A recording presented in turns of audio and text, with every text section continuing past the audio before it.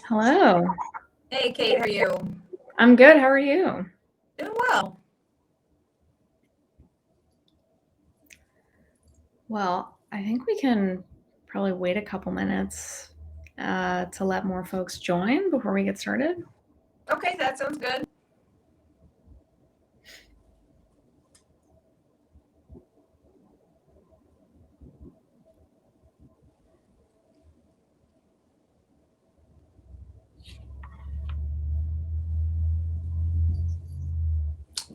I'm gonna try to fix my camera so it's the right way. Hold on one second.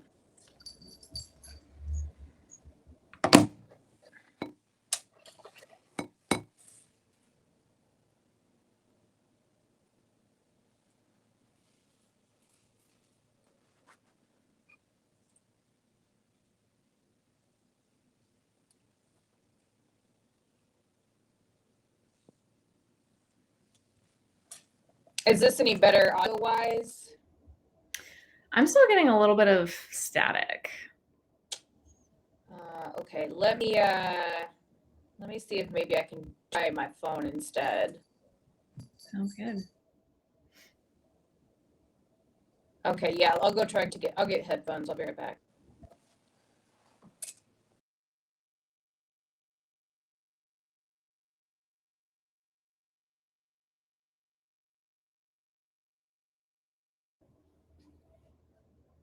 For anyone just joining, Bailey's just working on some audio issues, but we'll get started in a minute.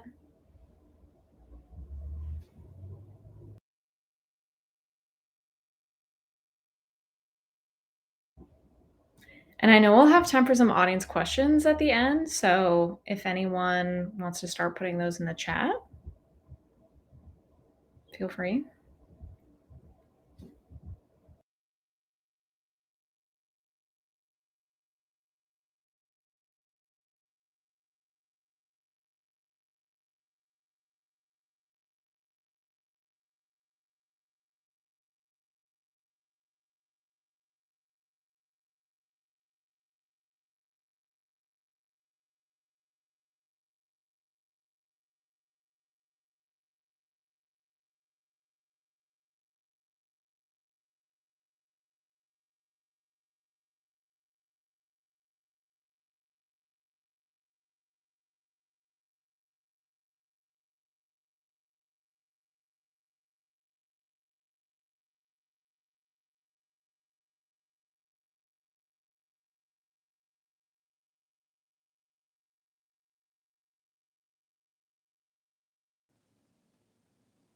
Okay, is this any better? I'm still getting a little static. I can hear you though and understand what you're saying. So that's Okay. Yeah, I don't know what the issue would be, unfortunately. well, I think we can start. Yeah, I mean, it's completely distracting. I'm happy to try to call in on my cell phone. Sure, if you want, if you think it wouldn't. I mean, I can't, it sounds fine. You sound fine to me. So you gotta tell me if it's gonna be distracting. Yeah, I guess you want to try that, and then if it doesn't work, we'll just roll with it. Okay. All right, I'll be right back. Great.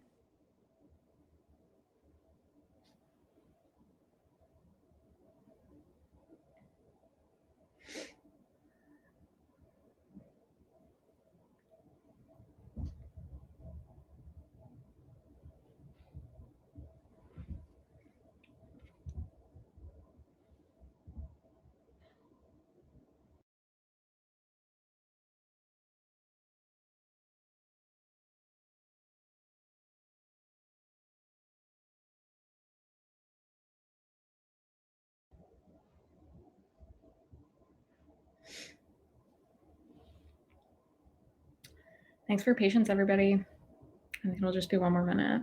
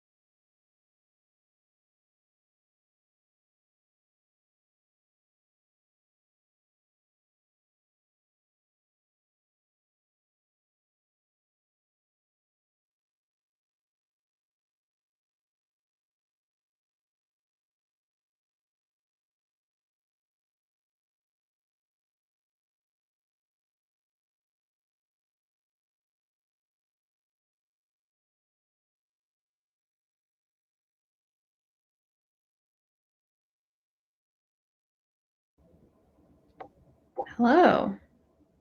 Hey, is this any better? Yes, it's all Okay, fixed. great. Well, this is not easy to manipulate on my phone, but that's okay. Well, it sounds great. All right.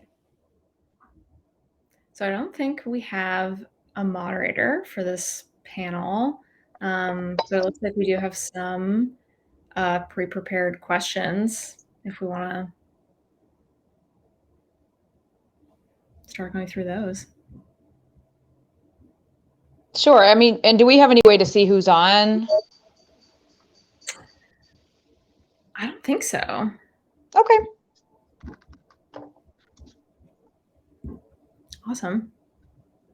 Well, our first question, well, I guess first we should introduce ourselves. And then the first question is to talk about our career journey and how we came to be where we are now. You want to start?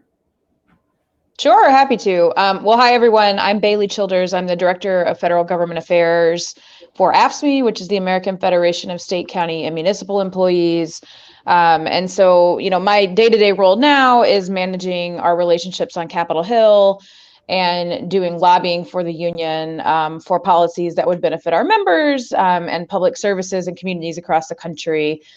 We lobby on all kinds of issues, which I don't know if there's a way for folks that are watching to ask questions, but if so, happy to talk about that a bit. But just to tell you a little bit about how I got here. So I started doing presidential campaigns with the Kerry campaign in 2004, and then ended up working on campaigns for a number of years. And in 2008, when I was out on Hillary's campaign in Iowa, got to know AFSCME folks because labor is often a big participant in Democratic campaigns. And so when that campaign was over, I ended up going to AFSCME to do political work for them. So a lot of it was kind of similar to campaign work, but it was really working for candidates the union was supporting in states all across the country. And in 2010, for those who remember, it was not a great year electorally. And so after 2010, a lot of my work really transitioned into state legislative battles. And a lot of that was to protect collective bargaining rights for public employees across the country in different states that were trying to get rid of bargaining rights. We were successful in some, like Ohio, not successful in others, like Wisconsin. But I really enjoyed doing the state legislative work. And so kind of from that time, moved to a couple of different organizations in DC, helping run state policy campaigns on budget and tax issues and on public pensions. So I was the executive director of the National Public Pension Coalition for 3 years, and that was all state focused work, putting together coalitions to defend public pensions at the state level. And then from there, I moved to H&R Block to be a state lobbyist. While I was at H&R Block, their federal Democratic lobbyists left, and I was like, well, hey, I'm at the company, I know the issues. Could I give the federal side a shot? And so that's kind of how I ended up being a federal lobbyist, which is not the typical way. A lot of folks, work on the Hill first and things like that, but I never really spent any significant time on the Hill. Just kind of came into it from doing the state level lobbying first, and so that's kind of how I got to where I am. And now, like I said, I've got I have a team of about 7 lobbyists, and we work on all kinds of issues. But it's a lot of fun, and working in labor is great because there's just like lots of good natural coalition partners and allies, which is a lot of the part of the work that I enjoy. So I'll just pause there and let Kate introduce herself. Awesome. Well, I'm Kate Hiltz, and I work at the National Education Association. I'm a senior digital strategist there. And I sort of have a similar story of like working in politics first, and that being my entree into the labor movement. I guess really my first contact with the labor movement was I took a job at a national advocacy organization doing digital fundraising and organizing. And I got there just as the staff of the organization had unionized and was in like the middle of their first contract fight. And previously, labor had sort of been like a subplot on the political work that I had done, and that was my first experience of like how important labor is on a personal level. And from there, I went to work on campaigns. I was Heidi Heitkamp's digital director in 2018 on her campaign, and obviously worked with labor groups in the state through that. And then from there, I worked at AFL-CIO on the communications team, and then left for a presidential race. And then now I'm back in the labor movement directly at NEA. And working at both AFL-CIO and NEA, there are folks that have been kind of in the labor movement forever, it feels like, and like grew up in a union family. So I have felt for a while like I'm kind of like a newcomer to the labor movement, but I feel more and more like there are more people who are finding careers in labor from, the political angle, and are coming to like the labor movement sort of later in life, which is great. It feels like, there's a big coalition. So, and even when I'm, not working directly for a union or for a labor federation like the AFL-CIO, I definitely consider myself part of the labor movement, in part because even, my most recent campaign job was one that was unionized. And even previously at jobs where I have not personally been in a union, it's definitely like one of my core issues now. And mostly what I do now at NEA is a lot of our top level digital strategy. So where I'm on a digital team of about 10 people, and we all collectively manage all of our digital assets from, social media to email lists and SMS, and use all of those tools for our organizing, like labor organizing work, and also, anything from like communications to federal lobbying, to like representing our officers to the public. So it's a great job. And then it looks like our next question is, what does a typical day look like for you in your current position? Yeah, I mean, so I think one of the things that's nice about this work is there's no such thing as a typical day. My day is really driven at this point by Congress and what they're up to, and where things are moving on the Hill. As I mentioned, we lobby on a lot of different issues, a lot focused on getting state and local governments resources to make sure that public services are providing for people, and especially in kind of the time we've been going through with a joint health and economic crisis. A lot of the services our members provide are more important than ever to people. But there's really not a typical day, I would say. And part of what I also love about the job is, it's a lot of relationship building. It's a lot of just time spent talking to people, whether that's coalition partners or Hill staff or members of Congress, or even just doing education within the union about what we're working on or what they need us to try to get for them on the Hill. So it's a job where you get to spend a lot of time with people, which is something I also really love. And getting to know our members and our affiliates, and then represent their interests on the Hill.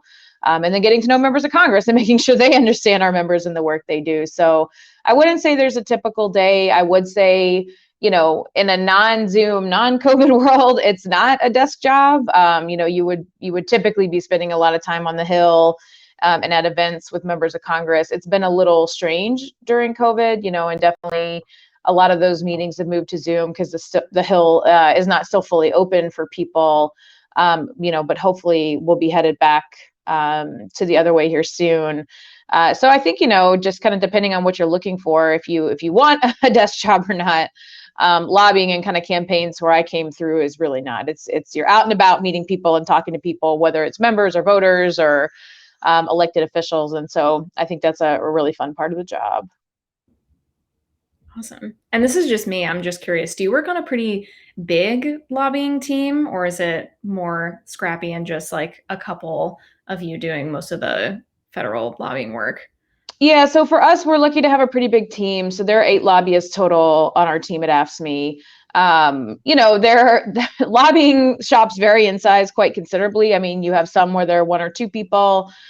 You have some like ours that I would say are kind of mid-size. You have some that have, when you're looking at like a Microsoft or an Amazon, probably have 50 or 60 lobbyists, which is kind of crazy to think about. So if that's a role people are interested in, there's going to be a lot of variation in how shops are organized and, how you divide portfolios, whether it's like Democrat, Republican, or certain committees or certain issues. And then obviously, depending on the size of the organization and how many lobbyists you have, the work's going to be split up in different ways. So definitely stuff for folks to think about if they're interested in lobbying. Awesome. I guess I can answer the question as well, and I sort of have the same answer that like it's not it every day is different. Certainly, and it at least for me, it definitely depends on the time of year. And I'm sure that's true for you as well. But I certainly find like NEA as America's largest union has a very like the calendar definitely dictates a lot of stuff, and when our representative assembly happens every year in the summer, where the member delegates come together to vote on the business of the union. That's where I'm seated within the comms shop, and then it's like all hands on deck to actually carry out the business of the union and make sure the representative assembly goes smoothly, and we can cater to our members there. And then the rest of the year it totally depends. I mean, certainly in COVID, obviously it's like you said, it's definitely a desk job, and it could be anything between like I'm heads down putting together a communications plan for a project that we're doing, or on a call with affiliates because we want to feature their members in some of our digital communications, like on our website or in social media, or strategizing about our email and SMS calendars. But also, our president is currently on like a national tour. About every month, she goes and does school visits, and meets with affiliates in different areas. And there's always a digital staffer who's assigned to that. So I could also be like out on the road, like I was in Colorado in um, October, going and meeting with affiliates there with her, which was great. I guess I should also mention, at least within NEA, how our digital team is broken up, our portfolios, you could say, is each senior strategist is assigned to a certain track of work, and usually that's aligned with like one particular department or center. So I'm the dedicated strategist for our Center for Social and Racial Justice. So a lot of the stuff that I work on has to do with social and racial justice issues, whether that's, like looking at student debt through a racial equity lens, or diversity in hiring, or in the end of January, we celebrate Black Lives Matter at School Week of Action, and providing resources and tools for affiliates to do that as well. So it's definitely different based on, like my position is the title of senior digital strategist, but there's another senior digital strategist who does totally different work, and he's dedicated to like member organizing and like works with affiliates even more than I do, and tries to figure out how to leverage our digital tools to increase our membership. And then there's someone else who does like federal legislation and is constantly figuring out how to help support our government relations department with our digital tools. So it's totally different. Yeah, and I see there's a question in the chat about what types of positions exist for campaigns and political people, thinking about titles and skills. So I think you were just starting into a little bit of that. If you have any other thoughts on that, and then I can share a few as well. Yeah, I mean, I think there are a couple different angles you can come at it from, like on, a campaign, or even on the Hill, like gain a lot of hard skills that I think are useful for, a union, just like they would be useful for any other organization. Like that's certainly where my digital comes from. Like I've used digital tools to do like mobilization, and also advocacy, and also communications, and also fundraising. So like that set of hard skills of like knowing the tools um, is super applicable. But then I think there's also the question of issue areas. Like if you worked on the Hill or on a national campaign and you were, responsible for some of the policy and like writing either proposed legislation or like plans on a campaign having to do with education, then like there's definitely a place for you at NEA, or having to do with labor, there's a place for you at a national union or like a federation like AFL-CIO. I think there are a lot of different like entry points into working in the labor movement. But what do you Yeah, think? I think that's right. And I think a lot of stuff, I mean, look, we run campaigns year round organizing members, and so from my perspective, like a campaign's a campaign's a campaign, right? You're doing the same things. You're asking people, whether you're in fundraising and asking for money, or running an electoral campaign and asking people for your vote, or if you're running a membership drive and trying to talk to people about why they should join the union. The fundamentals are the same, right? You're asking people to do something. And so the skills are highly transferable. And, we have a communications department just like you would on a campaign. And like you said, there's digital, there's more, like interacting directly with the press and pitching stories and pitching interviews and prepping people for interviews. We have a digital department as well. Though, Kate, I think you covered that pretty well. So for people who are doing that kind of work on a campaign, there's certainly jobs. And then, for like folks that are doing organizing or running campaigns, our political shop does that. Like I said, I spent a long time in our political shop all over the country running campaigns, either for ballot measures or state legislative campaigns, or supporting candidates that we wanted to get elected because they support our members and our values. So there are a lot of places, to go in labor that makes sense if you've got some campaign experience or you've done some political work. And in the public sector, which both of us are, we often say to our members, like, elected officials are our bosses, really, right? So we try to really make sure that our members are engaged in elections, because mayors, county government officials, school boards, like those people determine, working conditions for our members, budgets, salaries, all that kind of stuff. So it's really important for us to be engaged in the political process. Yeah, the one other thing I would say is I think there's also such a natural like transition between if you've ever worked in field on a campaign, which obviously is like the biggest like cohort of campaign staffers is folks who've worked in field. I think there's such a natural transition to being a union organizer and helping people form unions at their workplaces. I think it's the same kind of like persistence and like person to person persuasion skills, and also like knowing in an issue really well and being able to like break down something complicated and help explain it to someone who might be interacting with it for the first time. My partner actually was, before we ever met, was an organizer for his NEA state affiliate. And then from there became a field organizer and a field director on campaigns. And then of course, years later, I'm working at NEA myself. And it's like, of course that is like how it is that everyone has like all these skill sets are all transferable. I see another question in the chat. There was a time when people said labor would be in decline after the Supreme Court case. I'm assuming that's referring to Janice. But seems that was premature. What do you predict is the future of organized labor? Well, Bailey, I feel like you probably have a lot to say about Janice and the fallout and the future of labor after that. Yeah, I mean, it's a really interesting question.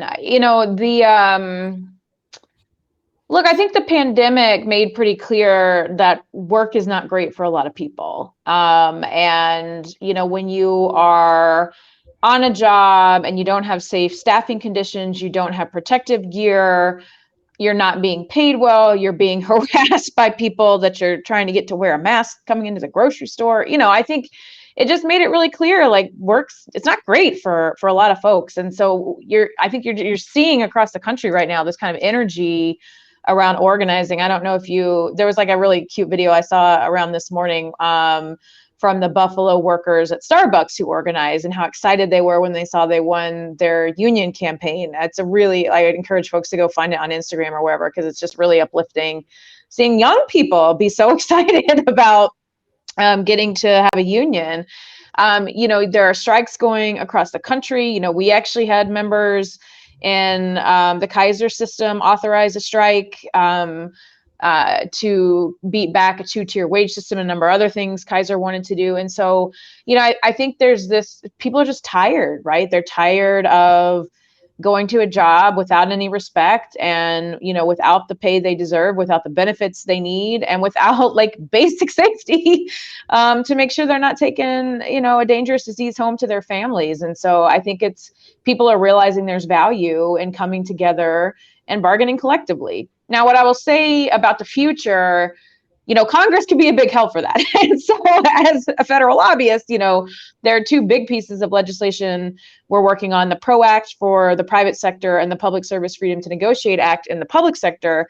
Those bills would change federal labor law to make it easier to organize a union. So in the PRO Act, for example, some of the intimidation and stuff that you see, like at the Amazon facility at Bessemer, for example, it would change the way companies can act and actually do more enforcement of penalties when they are acting in a way they shouldn't act when people are trying to organize, because it is a real steep challenge for people to organize unions. And in the public sector, in about half the states, we're not able to bargain collectively on behalf of public employees. And so, my hope is that Congress will see in this moment, like, people are really calling for change in the states and all over the country, and use this as an opportunity to update and modernize federal labor law so people can actually accomplish those goals.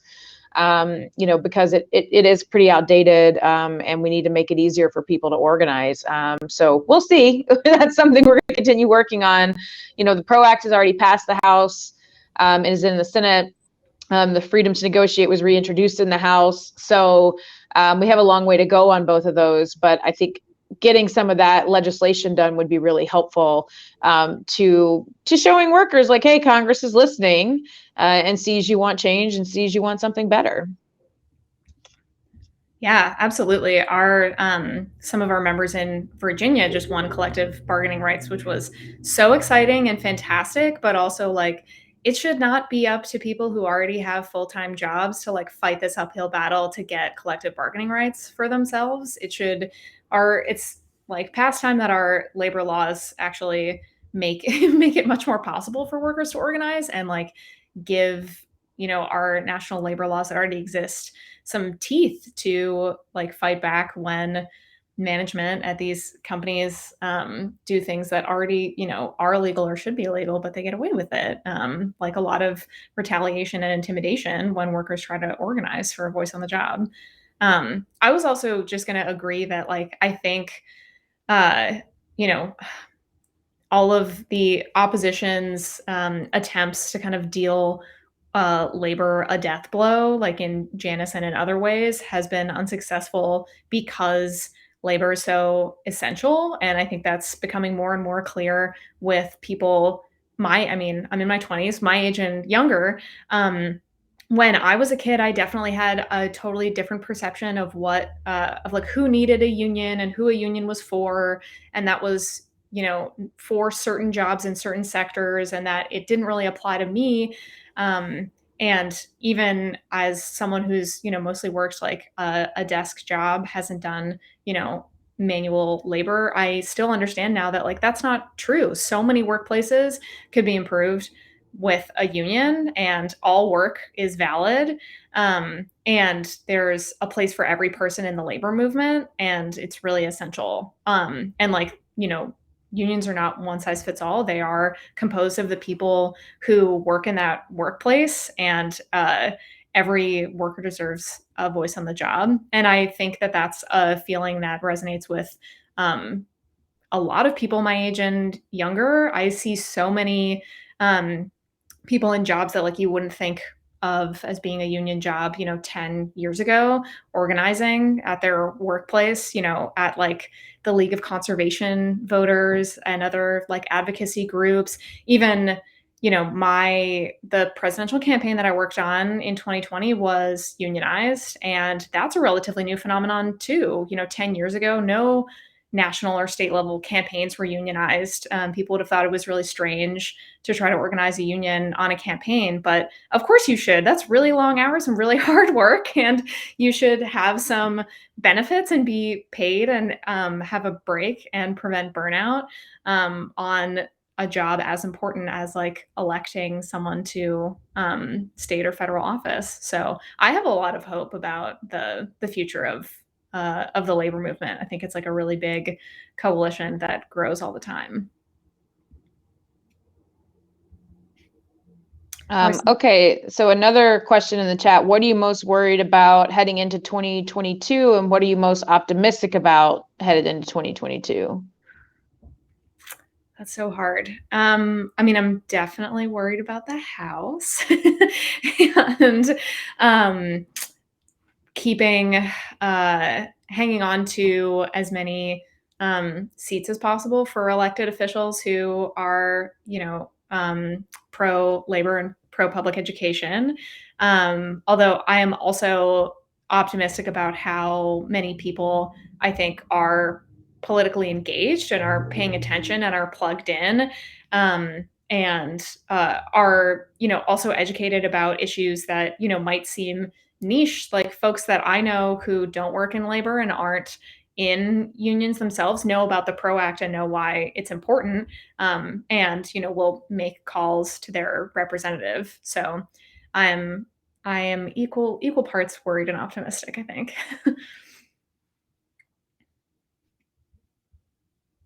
Uh-oh. Oh, good. I think you were frozen for a Yeah, second. yeah. Sorry, I'm having I don't know what's going on with my Wi-Fi this morning.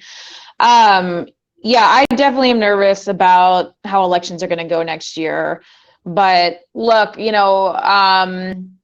we have been working on some major pieces of legislation, the Build Back Better Act, that's still pending in Congress, which I hope will be done the end of this year. We'll see.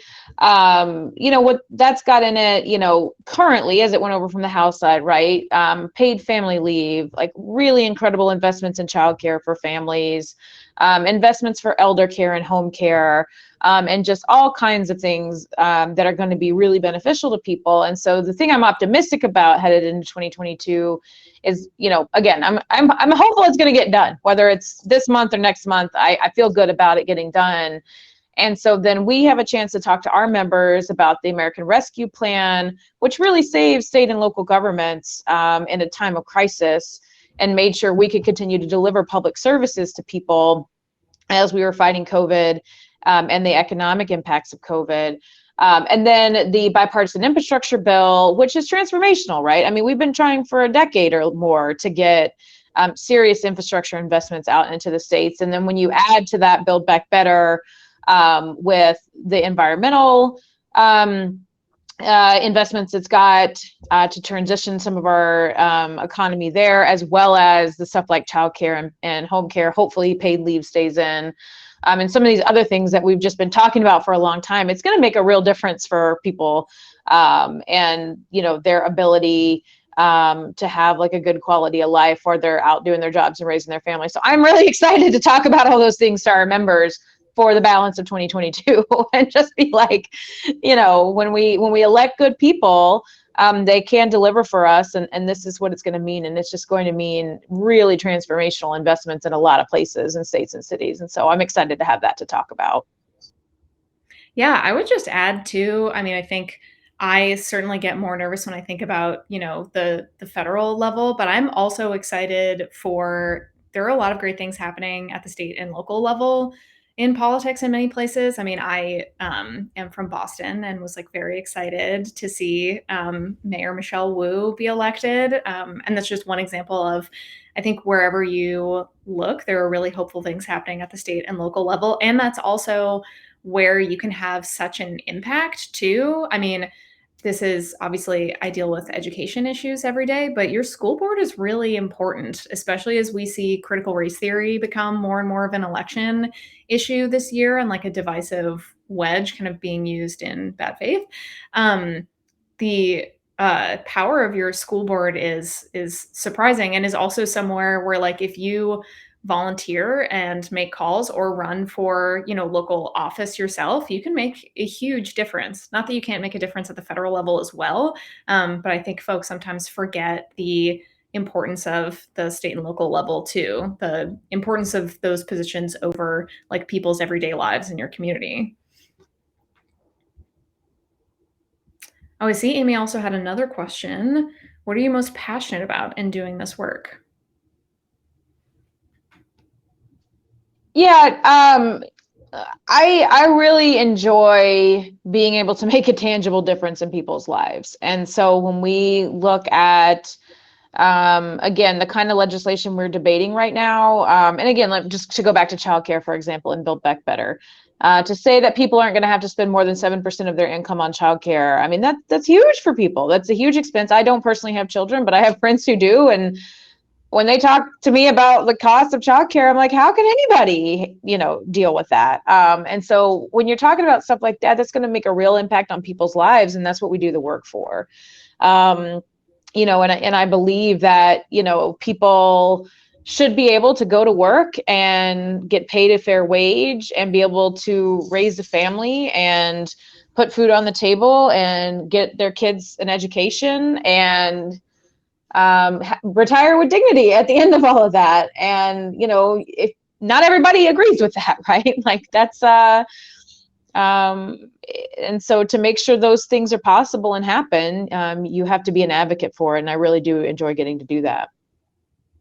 Yeah, I fully agree. It's definitely the mission and feeling like my job every day is to work on issues that I care about. I mean, both as like a graduate of public schools, it's great. Like when I was in Colorado with our president, talking with the local affiliates there, we had done a lot of work to support the American Rescue Plan getting passed, and there were teachers in this elementary school that we visited who were like, we feel fully funded for like the first time ever. Like we have enough staff and resources for these kids now, which is incredible and obviously not how it should be. It shouldn't require a rescue plan to, fully fund a public school.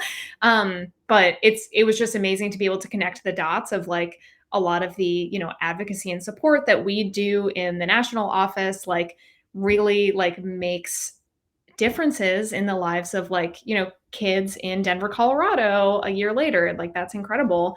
I the another thing that I would say I'm most passionate about in my job is being able to work on issues, a wide variety of issues that, you might not say like immediately that's a labor issue. I mean, NEA labor issues touch a lot of things, but NEA specifically also is passionate about being like a racial and social justice organization. Like that's how you achieve education justice. So a lot of what I work on are racial and social justice issues like immigration. We've done a lot of work like lobbying and advocacy around fixing our messed up immigration system in this country, which at first you might think is like not one of our issues, but racial and social justice issues touch people everywhere. Like a lot of our educators are DACA recipients, and like how like that's that's an issue about the quality of their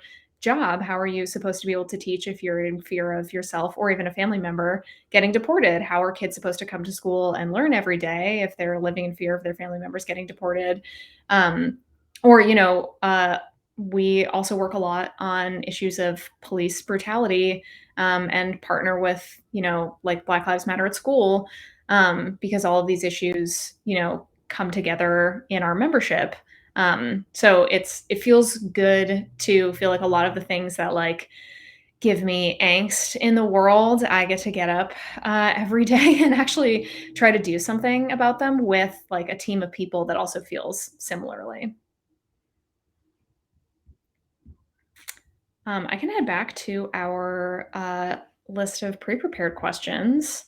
Oh, this is an interesting one. What is the most surprising thing about your role?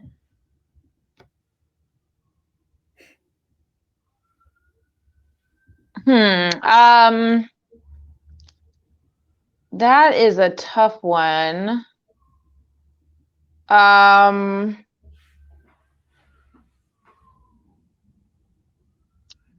I think one thing that's surprising as someone who follows Congress every day, reads, 12 different newsletters every morning, how distant the average person can be from what's going on in Washington. And, like I said, I want to spend a lot of time next year talking about what was in all these bills and things and make sure people know who delivered for them. Because I do just think there's a disconnect in understanding about how the process works. I don't think it's always helpful, the stories about Democrats in disarray or whatever. And then that leaves aside the fact that, a really important infrastructure bill was passed. And so I think it's just, I think I'm always surprised by the amount of work you've got to do to really make sure people understand what's happening in DC, and think about how you communicate it, think about how you make people aware, and connect how it can make an impact on their lives. And, like you said, the local stuff often does have more of an impact. But we've had a couple of pieces of legislation this year that are going to just be huge for people, and making sure they know that they know how to access those resources. I think you've seen that with some of the well-intentioned legislation, like on rental assistance, coming out of DC. And then it just doesn't, for whatever reason, either people don't know about it, they don't know how to access it. If you're a little bit more cynical, like I am some days, some states may not be telling people about it, but there's just a lot of work to do to make sure people know all the good things that are happening, know how to take advantage of programs that are intended to help them. And so I think, that's just something I have to constantly remind myself of that amount of work you've got to do, to make sure people know what's going on. Yeah, I definitely feel that a lot of our digital communications work there's like the digital advocacy part of it, of like trying to like tell people, like call your Congress member, or like targeting Congress people with ads, like trying to get stuff passed. And then the afterword of like, you have to follow back up with everyone you just mobilized and activated to be like, you did it. And like, here's what's going to happen now because of your activism. Like we passed it. um, I probably would have said that the most surprising thing about my job is that a lot of the issues that I work on don't sound like labor issues, but I covered that already a little bit. I guess something that surprised me when I first started working in the labor movement, surprised me in a good way, is that so many of the staffs at different labor unions and labor organizations are themselves unionized, which is awesome and makes it like a great place to work, actually. Especially as someone who comes from the campaign world, it felt for so long like, if I want to work really hard on issues that I really care about, then that means, sacrificing a lot of like my work life balance and my sanity. And that's still sort of true on a campaign. But that, working at NEA, or when I was at AFL-CIO, it definitely feels like a good balance between the two, that like I still get to do impactful work on these issues and like be involved politically. But I also don't, have to work 7 days a week like you do on a campaign. Or, it's great to have like union representation within a union and have everyone that you work with not only be bought in on like the labor issues at large and generally for other people, but also at a very personal level of upholding union values in their own job.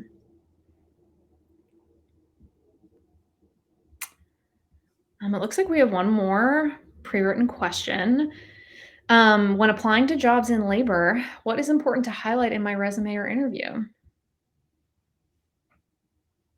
That's a great question. I recently just brought on a couple of new lobbyists, so I think big thing. Let me say for the interview, like make sure you express why you're interested in labor, because we're going to want to know that. It is a different place than corporate or other progressive organizations, and so even if you don't know anything about labor, even if you've never worked in labor, make sure you spend a little time with whichever union you're interested in, whether it's one of ours or, the IBW or something in the building trades or one of the other public sector unions. Sorry, my cat wants to make an appearance on the meeting today.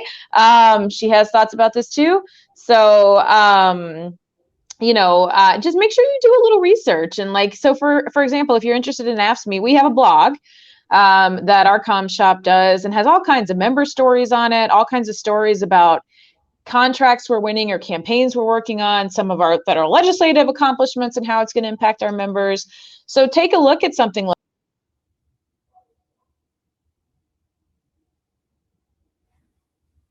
Oh, I think we lost Bailey for a minute. I was just about to share though that my cat also would like to make an appearance. Can you still hear me, or am I gone? Yes, no, you're back now. Okay, all right. We'll blame Leia for that. It's her fault. So I grew up in East Texas. I literally didn't know what labor was until I went to college. And so we probably maybe had some unions in East Texas, but if so, I didn't know about it. And when I was working for John Kerry, the firefighters would come to do these chili feeds for him, and they'd like roll up in their trucks and like serve chili, and that was like the political campaign event we did. And I was like, well, this is fun. So that's like what I thought labor was. So anyway, all it is to say, you don't have to know a ton, but you do need to demonstrate like why you're interested, and what about getting to work on behalf of our members will be important to you, because that's really what the work is. It is working on behalf of our members. And I have to remind myself and my staff that quite often, like, we are here to help them, and to make their communities better, make their lives better. They pay our salaries with their member dues, and so we have to be really respectful of that, and always be member focused in the work that we're doing, and think about what are the solutions we have to make things better for them, and for the people who aren't yet our members. What can we do to make it easier for them if they want to become a union member? So I'd say like having that, just doing a little bit of research and having that story for yourself about why it's work you want to do and why you'd be passionate about it and why it's important to you, I think is really, really important if you're going to go interview in labor. Yeah, absolutely. I was just gonna say, I don't know if you can see, but my cat is also in the audience, sleeping though. Um, yeah, I would say I totally agree that it's helpful to like know why you would want to work in labor and express that. I also think it helps to do some research on like the union you're applying for and like how it works. I That was certainly a barrier to entry for me. And I sort of had to like fake it till you make it. About how like unions are, especially the large ones, are kind of big and have like a complicated structure. And even, especially at AFL-CIO, which is like a federation of like 56 affiliate unions. And then there's also like the labor tables, and there's a bunch of other like sub organizations. And because labor is so big as a movement and been around for so long and kind of like has this huge national spread, there's a lot of like little local pieces of it that build up to like state affiliates. So I had to learn about how that all works and like what each different sub organization does and how they all work together. And it's different for every union. They're like all organized a little differently. So I think it definitely helps to do a little research ahead of time, and maybe even like ask someone who works there or works at a similar organization, just so you have like the lay of the land going into the job interview. And certainly if you get the job, it'll make things a lot easier to be like, oh, that affiliate is one of your bigger affiliates that has like more funding, so they might need this help from me, versus this other affiliate you have is like really small and scrappy and like might need more assistance or something like that. And even though it sounds complicated at first, and I certainly feel like some days I'm like speaking in alphabet soup, there are a lot of acronyms of like the different like NEA affiliates. Once you like get to know it a little bit better, it gets easier. And I think it will, impress your interviewer a little bit if you already know like the ins and outs. Yeah, I asked folks to do an exercise for the lobbyist positions I was hiring, And one of them had clearly like gone to our website and like looked up our different departments and mentioned which departments they thought we should work with on some issue. I was like, well done. Like, you like to see people have just put in a little bit of time, like you said, understanding our structure, how we're organized, how we approach the work. It's different in every union.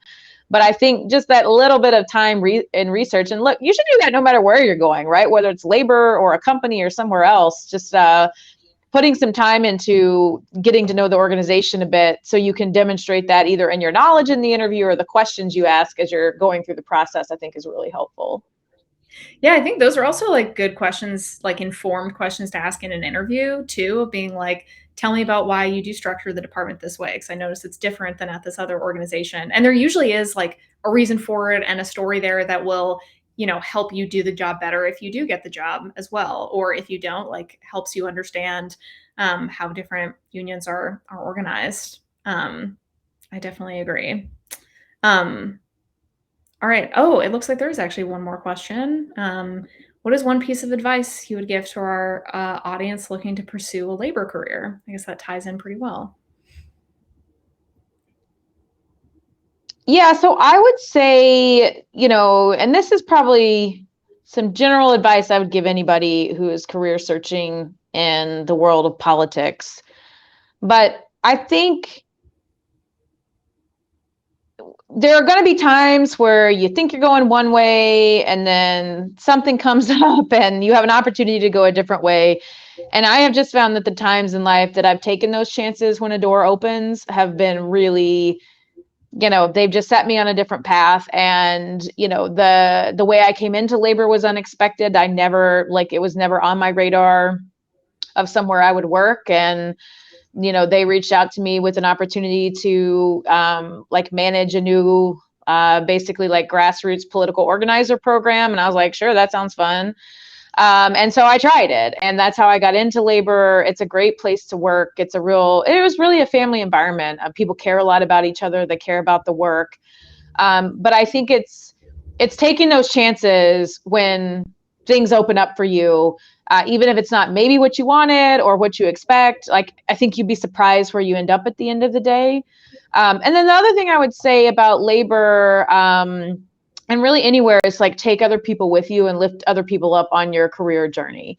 A thing that's been really important to me is mentoring other younger people who come behind me in the labor movement, bringing in women and people of color to the labor movement, trying to help make sure we're diverse in our staff to represent, like what our members are. And so I think looking for opportunities to bring others along and lift other people up as you go will also make your career more worthwhile. Yeah, I totally agree. And I definitely learned that lesson from, earlier in my career, people like mentoring me and giving me a hand and being willing to, do an informational interview or like flag my resume or like connect me to someone. I definitely feel very strongly that like I'm paying all of that back and paying it forward. And I'm like always happy to give someone some information or like flag jobs for them or flag their resume or whatever it is. Um, I would also say, at least in my experience in getting jobs in the labor movement, it hasn't so much been like, oh, it's like who you know, or it's an inside track. It's just like being persistent about like looking for labor jobs and applying to them. And then, like you said, like taking a chance and saying yes when an opportunity comes along. This is so nitty gritty, but just like keep an eye out on unionjobs.com or like make a list of the like unions that you would love to work at and like keep an eye on their job listings on their website. Things pop up all the time. I know at least at NEA, for any job that opens up per our bargaining agreement, we have an internal application period, which means that sometimes jobs get delayed being posted to the public, so a job can pop up on our website anytime. So just, be persistent and don't get discouraged. And I also agree that like the best jobs I've ever had were the ones where I was like, I don't know if I should take it. And then I like took the leap, and like I have never looked back and not regretted it at all. So Yeah, I think that's right. And if it is something you're interested in and you're currently if you go out and do political campaigns first, like make sure you make an effort to get to know the local labor unions you're working with, because in most places, labor is going to be involved. And like I said, that's kind of how I got connected in the first place, was through presidential campaigns and the labor folks who came out to work on those presidential campaigns. And so, it's a good way to get to know some local people.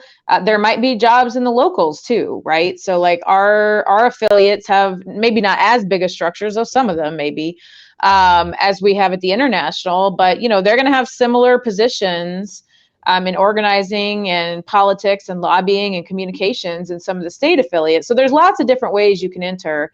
Another thing I'd say, I think Kate's right. I'm always happy to take informational coffees and things. I think most people are. And so if there's stuff like, if you're looking around LinkedIn or union jobs, like try to find someone who's doing it already and reach out to them. Most people are going to say yes to meetings like that. I'd say be respectful and make sure you've prepped for that and have a good list of questions for people and kind of a goal from the meeting. But most of us are willing to do it because someone did it for us, and then you'll do it for someone else. So, it's just kind of the cycle of how things work. Yeah, absolutely. And on top of that, I would also say like keep in touch with everyone that you've worked with previously too. Especially, I know it's hard if you're working somewhere big, like a big political campaign or a big organization. But just keeping in touch every once in a while, like making sure you have their contact info and like keeping, on friendly terms with them, getting a coffee every once in a while, like that goes a long way.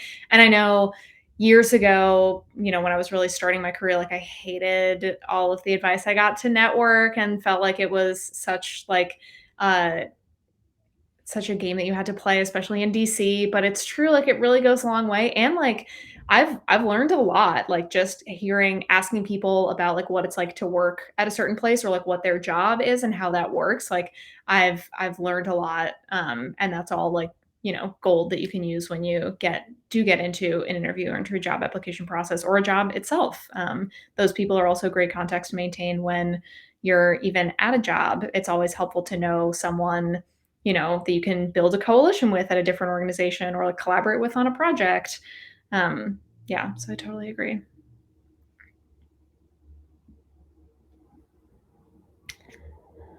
Well, I think that wraps our panel. Although it looks like we do have like 15 minutes left. If anyone has any other questions to pop into the chat.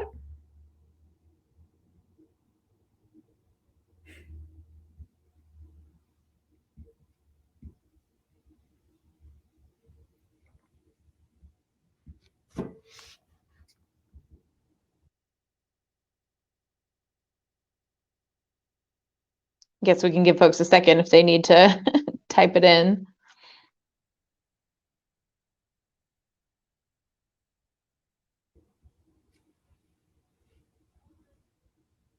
Yeah, absolutely. Or like Bailey said, find me on LinkedIn afterwards if you have a question. Always happy to answer.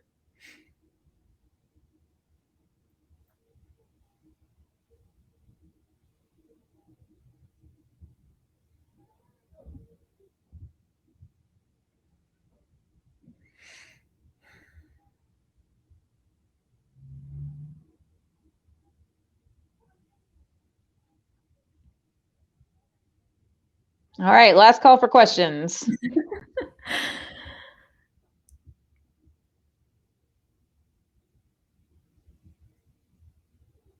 Yeah, I think we can probably wrap a little early. All right, well, hope everybody enjoys the rest of the weekend and happy holidays. Yeah, thank you for joining. Keep your And fingers crossed for BBA. Absolutely. It was great to get to talk with you. Good to talk to you too. All right, take care. Thanks, everyone. Bye.